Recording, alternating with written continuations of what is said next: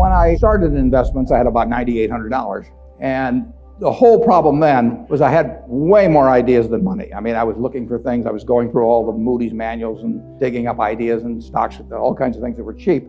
But I still only had $9,800. So I would buy something, and then I would find something that looked even cheaper or better, and I would have to sell the first thing to buy the second thing. That was my state for a long time. Now, in the late 1960s, I wound up my partnership because I couldn't find things, but that's because the whole market had gone crazy. And at that time, I was working with about $100 million in the partnership when I wound up the partnership. But $100 million wasn't an unmanageable amount of money. It's just that the market itself was just offering nothing. And so I sent the money back to my partners. But the most important thing to learn is how to value a business.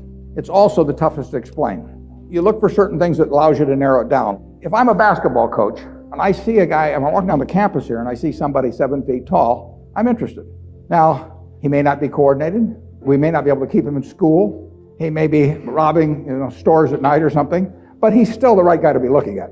I mean, we can work with this guy. So I am interested in 7-footers, maybe 6'10". And if I see some guy that's 5'3", and he comes up to me and he's dribbling away and he's telling me, doing fancy moves, and he says, "Coach," I said, "I'm your guy."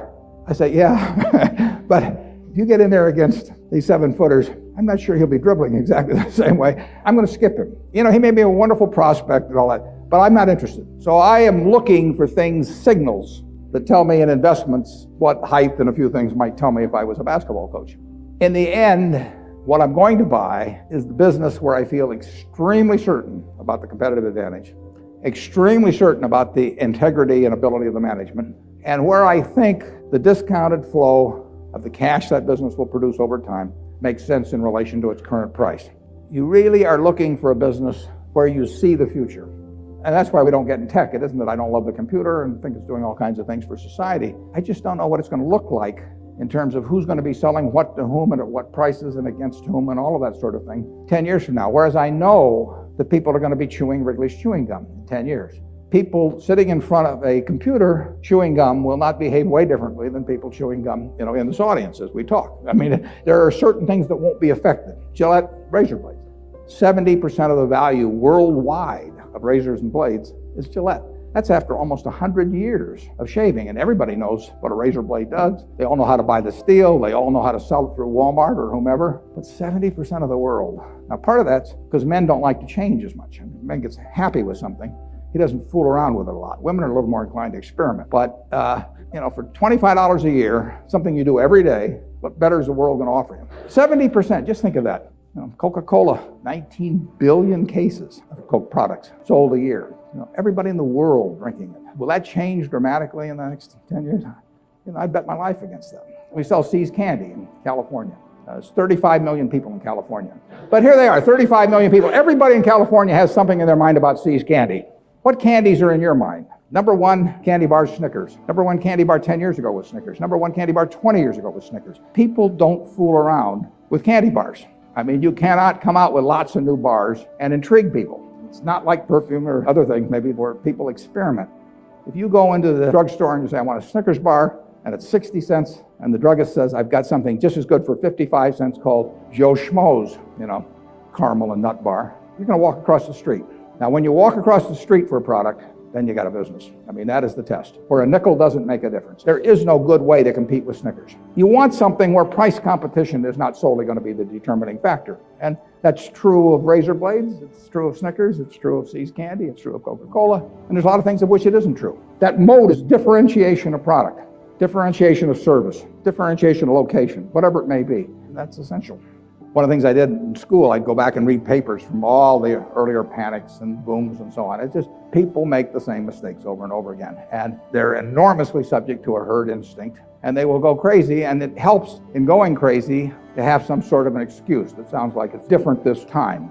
But the truth is, if I've got $10 in my pocket that I received as a dividend from a business, it doesn't make any difference whether that came from Wrigley's chewing gum or from an internet company. I mean, the money spends the same. So the test of a business is not whether it does something glamorous, something new. It's how much cash it's going to produce over time. It's the only test. Investing is laying out money to get more money later on. Why lay it out otherwise? And the money doesn't know where it comes from. Where it comes from may determine something about the enduring competitive advantage and all that sort of thing.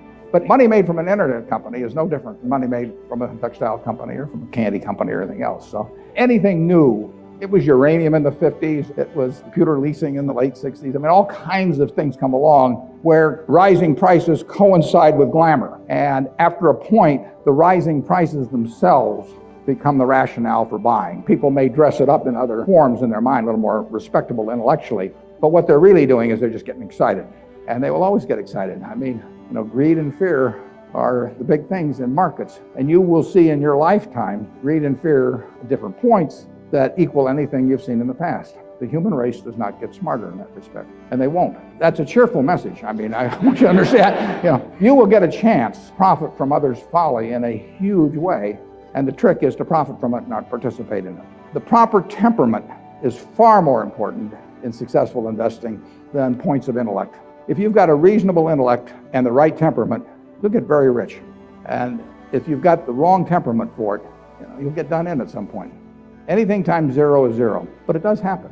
Where was the largest earthquake in the United States, continental United States, in our recorded history? It was in New Madrid, Missouri. Now, nobody down at New Madrid is sitting there worrying about another 8.4 or something, but it was an extraordinary event. In fact, there were 3 of them in about a 2-month period. The improbable happens. And in financial markets, the improbable happens far more often than people think by running statistical regressions and so on. 5 sigma events aren't 5 sigma events. You just have to keep your sanity, basically. If you just always write down on a piece of paper, if you're buying stock in a company, whether it makes widgets or it's an internet company and it has 100 million shares out and selling at 10, you say, I am buying XYZ at $1 billion. You're buying the business because, and then just list down the reasons. If more people did that, you won't have bubbles, but they won't do it. They'll give in exactly the same emotions that people have for centuries and centuries and centuries. Like I say, that's what makes incredible opportunities in the stock market. That's why stocks frequently have a high that's twice the low in a given year when everybody knows a business doesn't change in value like that except under unusual circumstances. The biggest investment mistakes have been mistakes of omission rather than commission. I mean, you see in our balance or in our income statement the mistakes that result from commission, but accounting doesn't pick up the mistakes of omission, and they're the huge ones. And nobody knows about it unless I feel in the mood to confess, which I don't often, but since you asked. I would say the biggest mistake, I've named a couple in the past. Now, I don't count as a mistake not buying Microsoft, for example. I met Bill Gates on July 5th, 1991. He spent about 10 hours explaining Microsoft to me. He did it with an orangutan the next day. He said that was easier, but it was fascinating to me. And I knew he was a terrific guy and a terrific manager, and Microsoft was a terrific company. So I went back and bought 100 shares just to keep track of it. But I didn't know enough to make the decision. I really didn't know what other people were doing in the field. So it was outside of what I call my circle of competence. And the important thing in investing is not how big your circle is, it's knowing where the perimeter is so that you stay within the circle. And that costs billions of dollars, never shows up in our financial statements. An example I use more often now, more recent, was I set out, this is even worse, I set out to buy 100 million shares pre-split, 200 million shares of the present stock, of Walmart about 5 or 6 years ago. It was at $23 a share, so it would have cost us $2.3 billion if we'd bought it.